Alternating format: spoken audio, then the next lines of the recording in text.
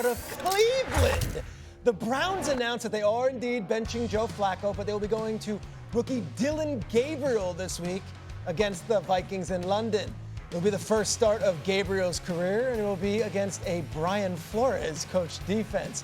With the move, Shedeur Sanders remains third on the depth chart. Joe Flacco slides to number 2 behind Gabriel. Stephen A., how long do you think it will be until we get to see Shedeur on the field?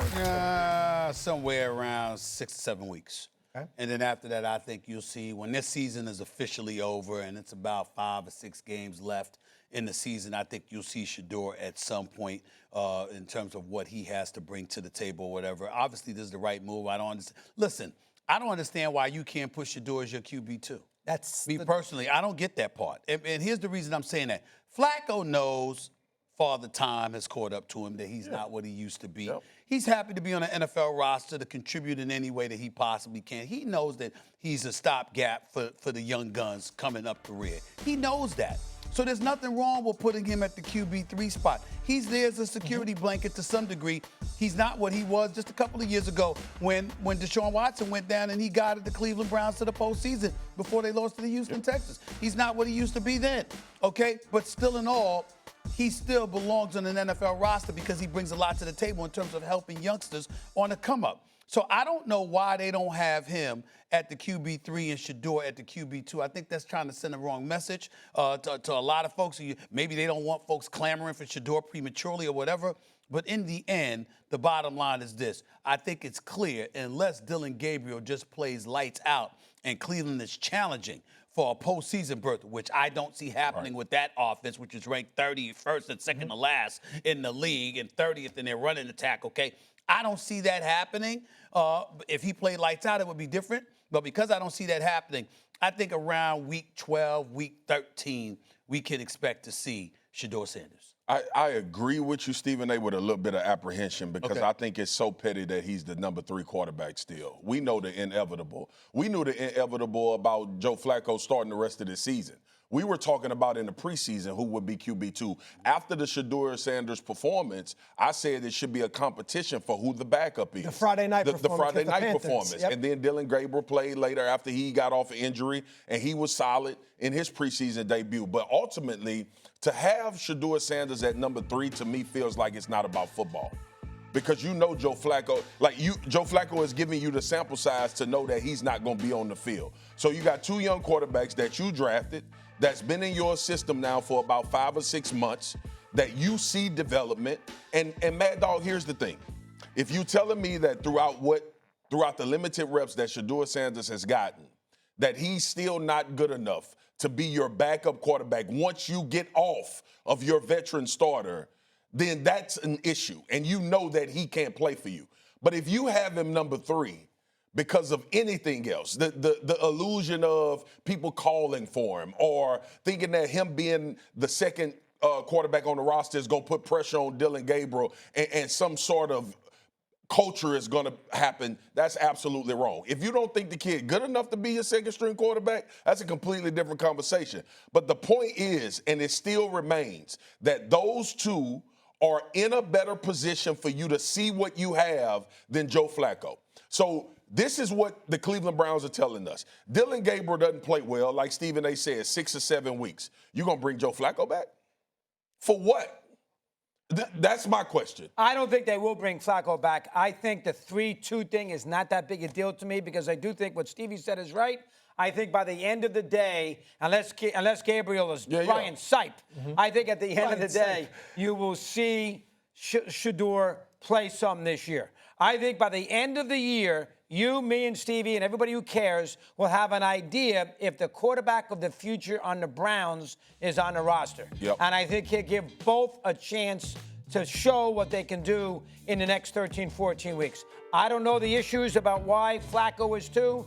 Maybe they don't feel it's too hard to get both quarterbacks ready on a game in Europe. So if Gabriel gets hurt, you got a rookie there, so that's tricky. At least if Gabriel got hurt, you put Flacco back in the game. He knows the offense.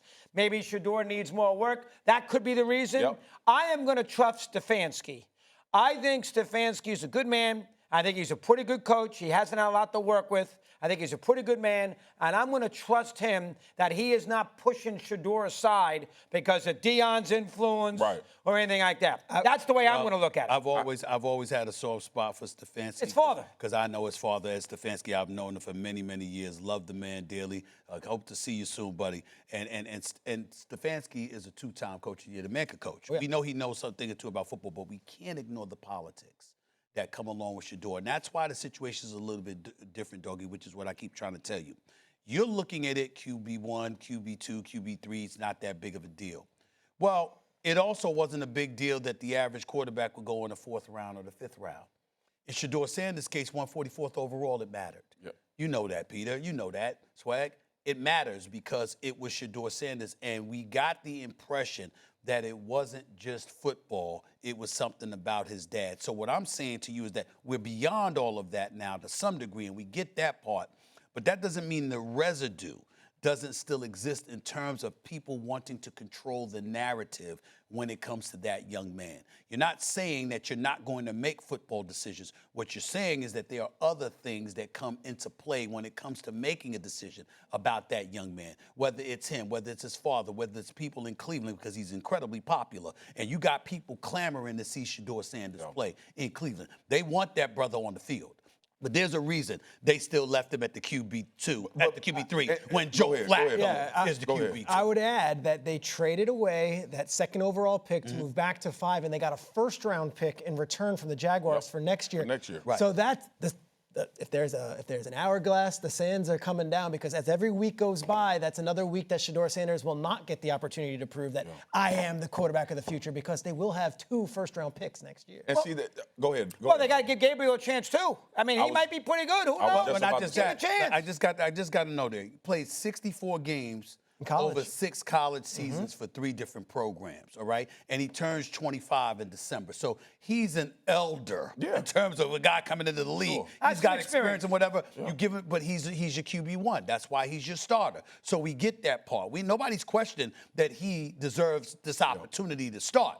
What we're saying is, it's clear that Shedeur should be a QB2. Why are you acting like he should be the QB3 behind Joe Flacco? That's my point. Like, you pulled Joe Flacco for development now. You're telling everybody we're trying to develop and find out who our quarterback could potentially be. So him not being number 2 when we in a game situation and 3 quarterbacks in the game and you go back to Flacco, you are literally stunting the development of a guy that we may think could be the starter for your football team. That's where I am with it. Now, I'm like you in this sense. I'm apples and oranges, right? If you ain't good enough, you shouldn't play. Absolutely. I don't care if your name's Shedeur Sanders, Joe Montana, Peyton Manning, Arch Manning. If you can't play, if you're not good enough to execute, you shouldn't be on the football field. I don't give a damn what your last name is or who your daddy is. But ultimately, it's about the opportunity. And you telling me that Flacco is the backup, if Dillon Gabriel doesn't play well, you're now not developing Shedeur Sanders, or at least getting a look at what he could potentially be if your true quarterback depth chart is what it's going to be for the rest of the season. That's my only issue, man. Could be a product of, like I said to start it, Brian Flores' defense. He will feast on a rookie. 100%. And so to have Flacco there, just might be an insurance policy. It doesn't necessarily mean they're down on Shedeur.